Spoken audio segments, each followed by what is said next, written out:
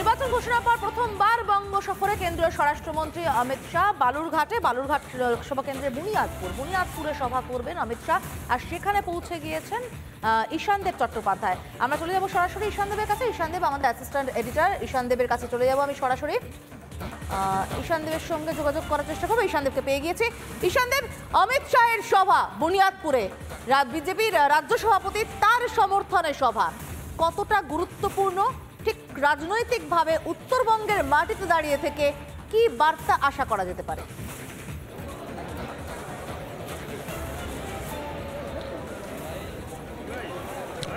দেখো সমাদৃতা, আজকে অমিত শাহের এই যে সভা, এই সভাস্থলে আমরা সকাল 6টা থেকে রয়েছি এবং সকাল 6টা থেকেই এখানে বিজেপি কর্মী সমর্থকরা কিন্তু ভিড় জমাতে শুরু করেছেন। সবার আগে প্রথম যখন আমরা সকালে এসেছিলাম সেই সময় আমরা দেখেছিলাম খুব বেশি সংখ্যক ছিলেন না, কিন্তু এই বুনিয়াদপুরের আশেপাশে যারা বিজেপি কর্মী সমর্থক তারা তখন থেকেই এসেছিলেন সভার কাজ, সভাস্থলের প্রস্তুতি খতিয়ে দেখার জন্য এবং তত্ত্বাবধানের জন্য।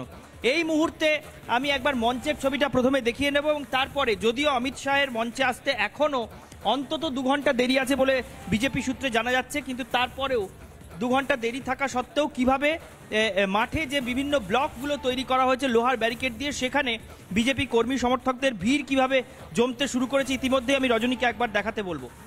ইতিমধ্যেই কিন্তু তুমি দেখতে পাচ্ছ ব্যারিকেডের ধার ঘেঁষে বিজেপি কর্মী সমর্থকরা জমায়েত করতে শুরু করেছেন এবং আঁটোসাঁটো নিরাপত্তার ব্যবস্থাও এখানে রয়েছে। যেহেতু কেন্দ্রীয় স্বরাষ্ট্রমন্ত্রী নিজে আসছেন, যেহেতু আসছেন সেহেতু কেন্দ্রীয় নিরাপত্তার বিষয় তো রয়েছেই। সকাল থেকেই বিভিন্ন রকম পরীক্ষা নিরীক্ষা চলছে। একই সঙ্গে দক্ষিণ দিনাজপুর জেলা পুলিশও এখানে কিন্তু ব্যবস্থা নিয়েছে। আপনারা কি বিজেপি কর্মী সমর্থক? কোথা থেকে আসছেন? বালুরঘাট থেকে আসছেন। কখন আসছেন? 9টার দিকে। আজকে কে আসছেন জানেন তো? অমিত শাহ। অমিত শাহ এখানে এসে কি বার্তা দেবেন, কি চাইছেন? অমিত শাহ কি বলবেন? অমিত শাহ এটাই বলবেন, সুকান্ত মজুমদার জিতুক, এটাই। সুকান্ত মজুমদার আপনাদের সাংসদ? হ্যাঁ, আমাদের সাংসদ। তো আরো একবার সুকান্ত মজুমদার জিতে ফিরতে পারবেন কি মনে হয়? একদম 100% জিতছে। 100% জিতছে, এতটা আত্মবিশ্বাস কেন? কাজ করছে। আরেকজন বিজেপি কর্মী সমর্থক তিনি রয়েছেন, উনি প্রেডিকশন করছেন সমাদৃতা, উনি বলছেন 1 লক্ষ ভোটে সুকান্ত মজুমদার জিতবেন। কেন মনে হচ্ছে আপনার? কাজ ভালো করছে এখানে। তো আজকে এই যে সভা, এখানে তো অমিত শাহ আসছেন, সুকান্ত মজুমদারও থাকছেন। অমিত শাহ এখানে এসে আপনাদেরকে কি বার্তা দেবেন? কোন কথাটা অমিত শাহের মুখ থেকে শুনতে চাইছেন? ওই সুকান্তকে জাগাও, আবার জাগাইতে হবে। আচ্ছা, সুকান্ত মজুমদারকে আবার জাগাতে হবে, আবার জেতাতে হবে, সেই বার্তা অমিত শাহ দেবেন, এইটা শোনার জন্য শুধুমাত্র ওনারা এসছেন। তো সুকান্ত মজুমদারকে আপনারা নিজেরাই তো ভোট দিতে প্রস্তুত, তাহলে অমিত শাহ এসে বলবেন তার অপেক্ষা কি আছে? তারপরে কিরকম সাপোর্ট আছে সেটা কিছু বোঝা যাবে। আর এমনিতে তো জানেন যে দেশে সিএএ লাগু হয়েছে, ভারত সরকার ঘোষণা করেছে সিএএ সারা দেশে লাগু, শরণার্থীরা সবাই নাগরিক, কিন্তু এই রাজ্যের সরকার বিরোধিতা করছে। কি মনে হচ্ছে, দেশের স্বরাষ্ট্রমন্ত্রী এসে এটা নিয়ে কিছু বলুক? আপনারা চান? হ্যাঁ, আমরা চাই এটার জন্য কিছু বলুক। মানে আপনারা কি চান স্বরাষ্ট্রমন্ত্রী কি বলুক? সিএ নিয়ে বলুক। এই যে বিরোধীরা নানা রকম বোঝাচ্ছে যে আমরা অনলাইনে অ্যাপ্লিকেশন করলে নাকি আমাদের নাগরিকত্ব বাতিল হয়ে যাবে, আর কিছু উল্টাপাল্টা বোঝাচ্ছে, সেটা সঠিকভাবে আমাদেরকে ভেঙে জানাক, আমরাও শুনবো, আমরাও জানবো। মানে এই যে কথা মুখ্যমন্ত্রী বলছেন, এই যে অ্যাপ্লাই করলে নাগরিকত্ব বাতিল হয়ে যাবে, যে কথাটা আপনি বলছিলেন, আপনার কি মনে হয় মুখ্যমন্ত্রী ঠিক বলছেন? না, এটা সম্পূর্ণ ভুল, মানুষকে ভুল বোঝানো হচ্ছে।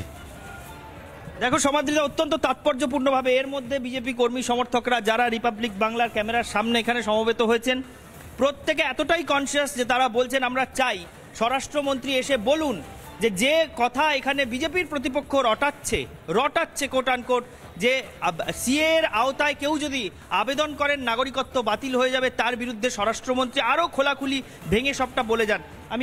আমি তাকে প্রশ্নও করছিলাম এই বিজেপি কর্মীকে যে কি মনে হয় মুখ্যমন্ত্রী কি বলছেন, তিনি কি ঠিক বলছেন? উনি বলছেন না, আমাদের বিশ্বাস মুখ্যমন্ত্রী সম্পূর্ণ ভুল বলছেন, মিথ্যা বলছেন।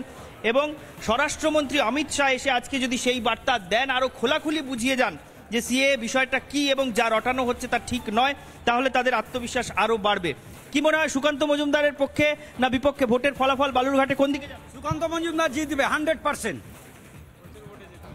আজকে অমিত শাহ আসছেন, সুকান্ত মজুমদার আসছেন, তার সমর্থনে এত বড় জনসভা পশ্চিমবঙ্গে, এটা প্রথম নির্বাচনী জনসভা অমিত শাহের। তো অমিত শাহের নামে কোনো স্লোগান হবে নাকি?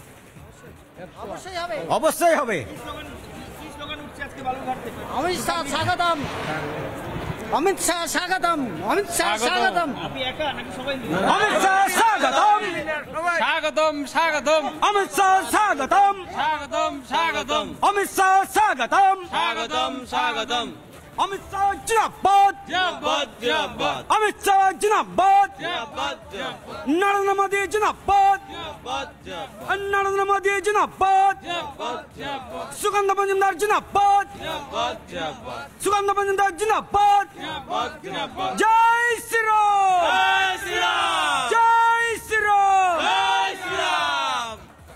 সমাদৃতা, তুমি শুনলে এখানে বিজেপি কর্মী সমর্থকদের উৎসাহ উদ্দীপনা অমিত শাহ আসার 2 ঘন্টা আগে কতটা তুমি শুনলে।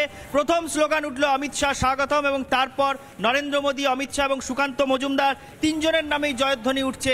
এবং কেন্দ্রীয় স্বরাষ্ট্রমন্ত্রী পশ্চিমবঙ্গে এসে, বিশেষ করে উত্তরবঙ্গে এসে তার প্রথম নির্বাচনী জনসভায় আজ কি বার্তা দেন সেই দিকে সকলের নজর থাকছে। সমাদৃতা, একেবারেই আমাদেরও নজর থাকবে। তুমি রয়েছো সেখানে, সেখান থেকে নিশ্চিতভাবে অমিত শাহের বার্তা এবং তার পরবর্তী ব্যাখ্যা তোমার কাছ থেকে আমরা নেব। আপাতত তোমাকে ধন্যবাদ ঈশান দেব।